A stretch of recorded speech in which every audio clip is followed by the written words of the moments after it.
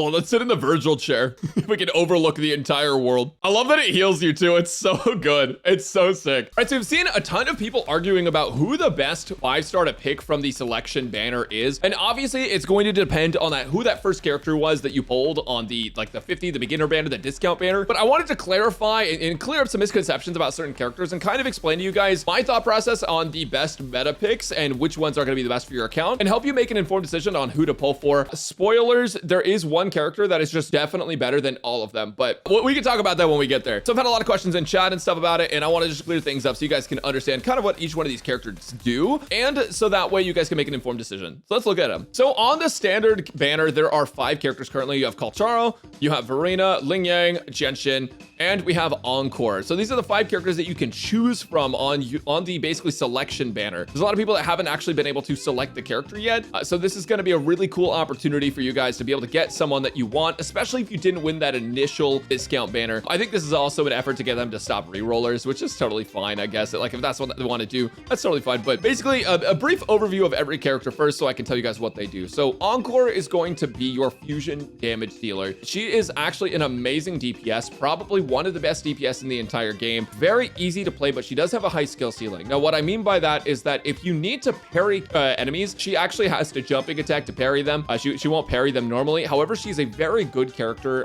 especially because she has this heavy attack that takes forever to charge and just nukes. It's on her forte circuit, but what you can do is you can actually use it and you can switch to another character so that nuke timing doesn't even really matter that much. It also teleports to the enemy. So the enemy runs away. When it blows up, it's gonna blow up on them. Basically, don't have to worry about it missing on them, which is super nice. Encore is a super strong character. She does have this downside where a lot of her damage is locked behind her ultimate or her Resonance Liberation, but with a proper rotation and proper knowledge of how to play character, definitely one of the top DPS. So right now, all she's missing is a dedicated support. Now, the next character we're going to talk about is Genshin. Now, she is going to be our Premier Arrow standard DPS character, or sorry, standard banner character. Now, a lot of people tried to build her as a pseudo DPS, pseudo support character. That's because, I mean, part of the problem is just like Wuthering Waves, every character does damage. So like it kind of makes sense, but a lot of people are confused on her because some of her kit is support oriented and some of it's damage oriented. So she's almost like a hybrid. Personal damage isn't that bad, but it's nothing super insane. Now, the value for Genshin is that she actually gives you 2 things. She gives you crowd control and she gives you AoE damage. In the future, if you don't have a lot of crowd control characters, like I'm not sure if this selector banner is going to be out past release a ton, but I'm assuming it is, right? So if you don't have a lot of crowd control characters in the game, then her value is going to be strictly that, where she's able to pull in enemies with her Resonance Liberation, which is super nice. And then she has AoE damage when she charges her Forte Circuit. On top of that, when you use her Forte Circuit, she also gets a shield, which is super nice. And the shield can be enhanced even further with this ability, the Reflection inherent skill. And she also gets some damage as well. Her intro skill also is going to pull enemies in, and her outro skill is going to give your next character Resonance Liberation deepen damage. Now, if you don't know what deepen damage does, this 38% means that the damage dealt by your next characters, or by the characters that are within this damage window, does 1.38 times damage. So if you're doing 1,000 damage, now you're going to do 1,380 damage. And that's super nice. And that's only on the Resonance Liberation though. And that's why I think this character, in my opinion, she's kind of in limbo. We're not sure where to put her. So Ling Yang's whole deal is he's a Glacio DPS. Now, we already kind of have one of those in Sanhua, but Ling Yang's whole thing is like his entire kit does damage. Basic attack does damage, makes sense. Resonance skill does damage.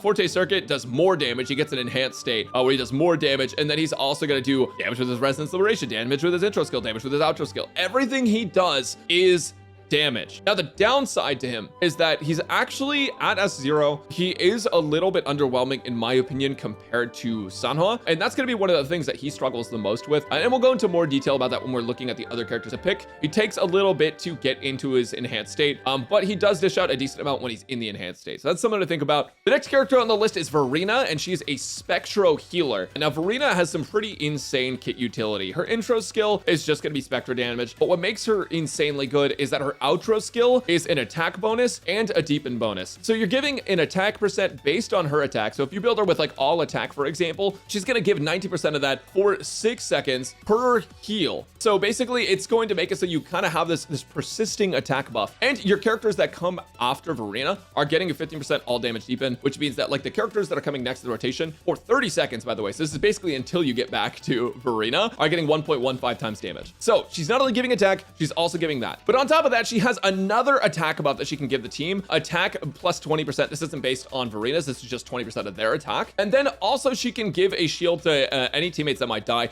This is extra good with dungeon. If you're playing risky characters, this can prevent her from death. On top of that, she is a healer. Like, as I mentioned before, she heals and she scales off of her attack. So there's no split scaling. And to add to that, she's also a sub DPS because her Resonance Liberation helps her deal damage when she's off field. So I feel like I've been yapping about this fucking character for so long, but she just does everything. She's actually so crazy. And then we have Kalcharo. Now, Kalcharo in the game currently, he's one of the best. He is the best Electro DPS, which is fine. And when Yinlin comes out, he is going to have probably the strongest team in combination with Yinlin. Yinlin, Kalcharo, Varina is probably going to be the go-to. And honestly, you might not even need to play Varina in that team because that damage bonus is going to be crazy from Yinlin. And Kalcharo is a sick damage dealer. The downside to Kalcharo is that it is very difficult to maximize his damage because his range on his skill is pretty small. Outro skill is just going to be more damage, and he has lots and lots of damage, but he's a really cool dude. I like Sephiroth at home. Actually, this guy might be, I don't want to piss off Final Fantasy fans, but I do like this guy's design a lot, all right? That's all I'm going to say. So that was a basic overview of basically all 5 of these characters, the standard banner. So which one do you actually want to pick? I've been yapping so fast, so if you need to go back and replay, I'll try to section off the video, but basically all of these characters have some kind of value they can provide your team and your account, but some of them actually have a different amount of value that you'll see basically based on their roles in the game currently. This could change in the future. We could see characters that make some of these characters that are a little bit more underwhelming even better, but as it stands right now, you have 2 DPS characters that are very good, and you have a support character that stands out above the rest. In my opinion,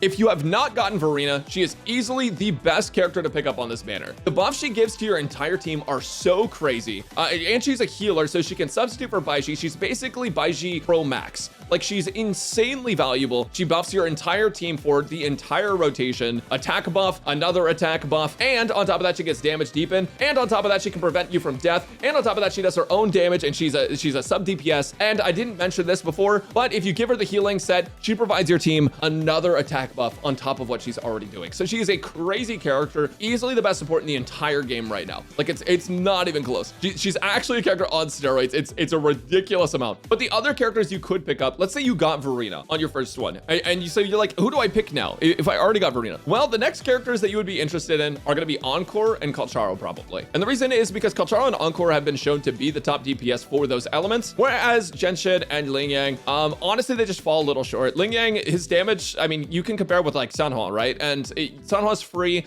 She's a great Glacier DPS, and right now we don't have any supports that are going to make Lingyang like really stand out. That doesn't mean he's off the table for the future, but I don't feel like I would prefer to pick up Lingyang when there are characters like Kalcharo, Encore, and Varina in the game. And Genshin is not like a super bad character or anything. Honestly, all of these characters are good. But Genshin's value comes from her AoE grouping, her shield, and her AoE damage. And you don't always need the AoE damage. If you're against a boss, the AoE damage kind of falls short. Shields, in my opinion, are kind of useless in this game. Well, it depends on how good you are at the game, basically. If you're good at the game, shields are useless. If you're not good at the game, then like, yeah, shields are helpful, but it takes a while. You have to get a Forte circuit up to get the shield anyways. The grouping can be nice though. I will say might be applicable to Tower of Adversity in the future, but I would not pick Genshin or Lingyang unless these are just your favorite characters that you want to play. And that's totally fine too. I don't want to make you guys think that I've said you can't pick them, because you absolutely can. But Kalcharo and Encore are the best DPS for their categories. Kalcharo is going to get buffed when Yinlin comes out effectively by Yinlin's existence. Both those characters are going to be insane together. And if we get another fusion DPS 5-star, maybe that, what's her name? There was someone that was drip marketed that was really hot. They basically showed off early. She ends up being another like fire support, like fire DPS. They can be really good together as well. Kalcharo do be kind of mothering though. So definitely Varina is the best pick. But if you already have Varina, or if you just don't really care, if you just don't want him, you can pick whoever you want. But I think Encore, Kalcharo, and Varina are the best picks, and Varina is definitively the top dog for this. So hopefully that helps you guys understand kind of the different power levels we're at, and helps you make an informed decision on whatever you want to do. And with all that being said, you guys, this was recorded live on my Twitch. If you guys want to be here for the next one, or if you just want to ask questions, hang out for Wuthering Waves, or be here for giveaways, I'm giving away a GN later, make sure to go follow twitch.tv/Braxophone. Thank you guys so much for watching, and I'll catch you next time. 3 out of 5 chance to get a good character.